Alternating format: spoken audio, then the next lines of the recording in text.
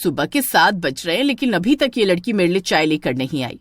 लगता है सुबह सुबह इसे मेरे हाथ की खुराक चाहिए।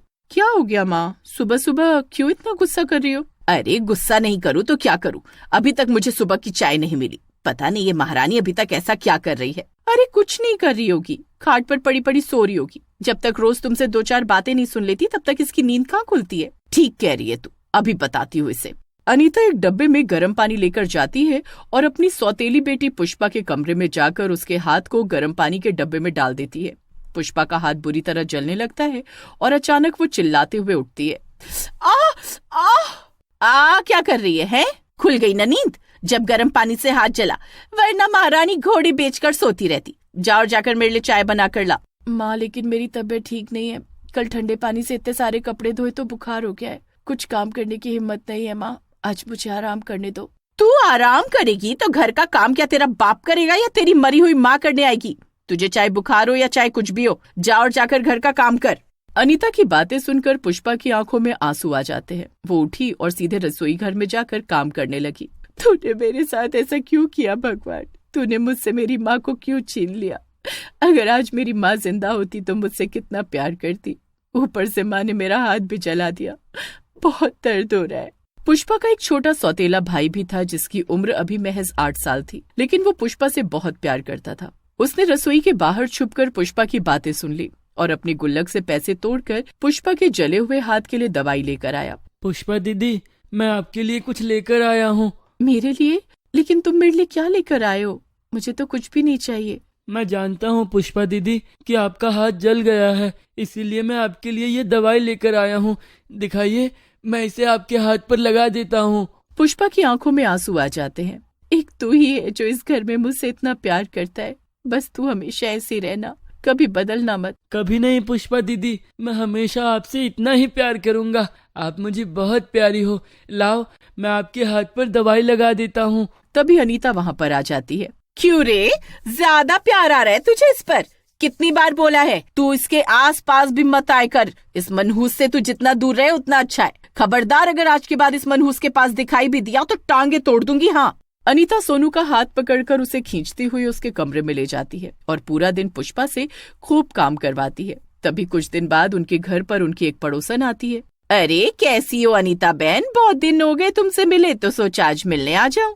अरे हाँ हाँ, आओ आओ, बैठो बैठो। पुष्पा, पुष्पा, कहाँ मर गई ये लड़की? पुष्पा दौड़ती हुई आती है। जी माँ। कब से तुझे आवाज दे रही हूँ, कहाँ मर गई थी? वो मैं छत पर कपड़े सुखा रही थी माँ। इतने घंटों से कपड़े धोने में लगी है, अभी तक कपड़े नहीं धुले? जा जल्दी से जाकर हम दोनों के लिए चाय बना कर ला और साथ में कुछ खाने को भी लेकर आना, और जरा जल्दी जल्दी हाथ चलाना। जा, अब खड़ी खड़ी मेरा मुंह क्या देख रही है?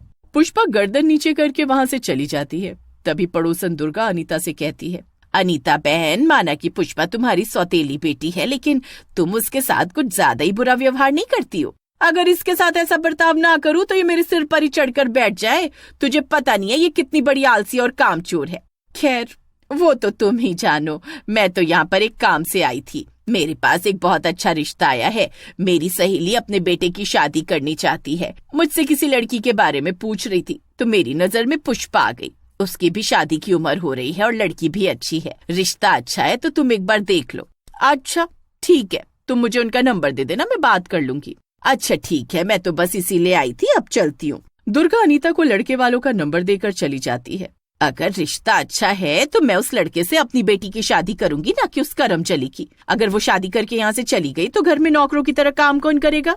तुमने बिल्कुल ठीक कहा माँ, लेकिन लड़के वालों से बात तो दुर्गा काकी ने पुष्पा के लिए की है, तो वो तो उसे जरूर देखेंगे, और अगर उन्हें वो पसंद आ गई तो दिक्कत हो जाएगी। और अगर तुम चाहती हो कि कभी इसकी शादी ना हो तो इसके साथ कुछ ऐसा करना होगा जिससे कभी किसी को पसंद ही ना आए।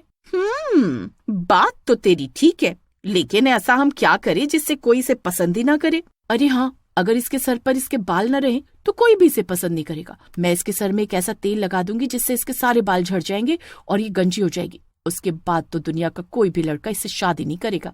अरे वाह बेटी, क्या दिमाग पाया है तूने, बहुत ही अच्छा आइडिया है। लेकिन क्या ये तेरे हाथों से अपने सर में?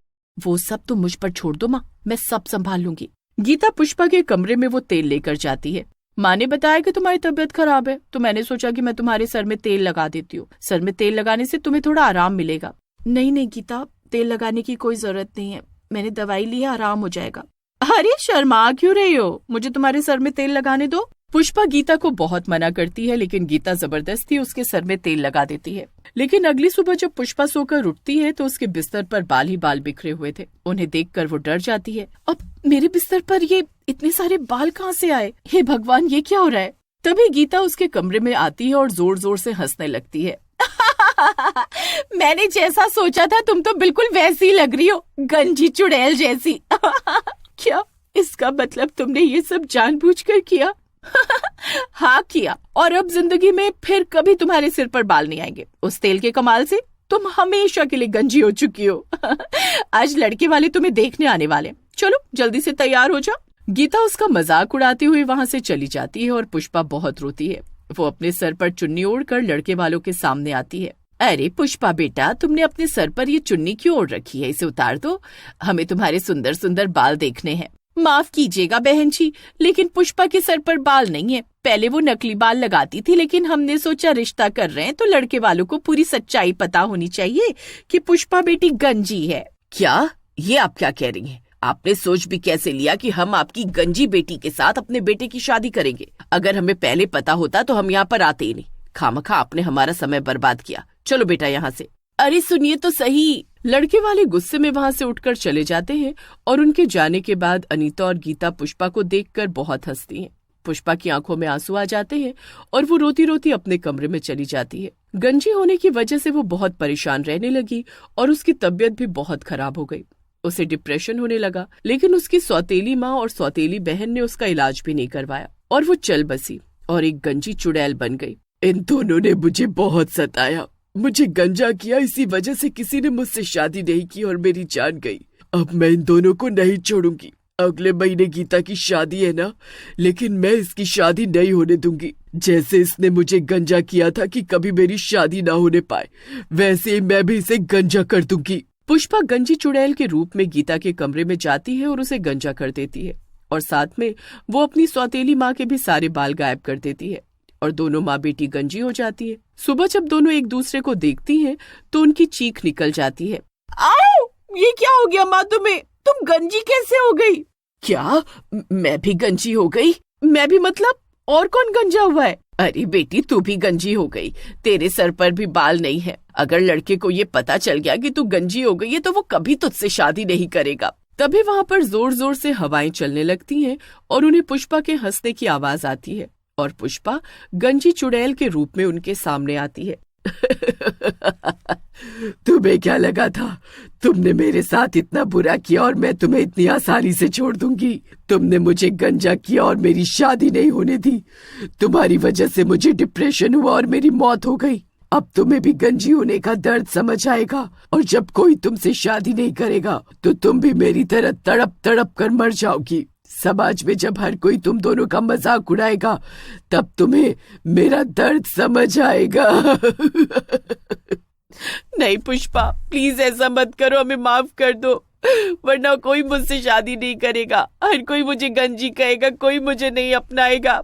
हाँ बेटी, हमें माफ कर दो और हमें हमारे बाल वापस लौटा दो।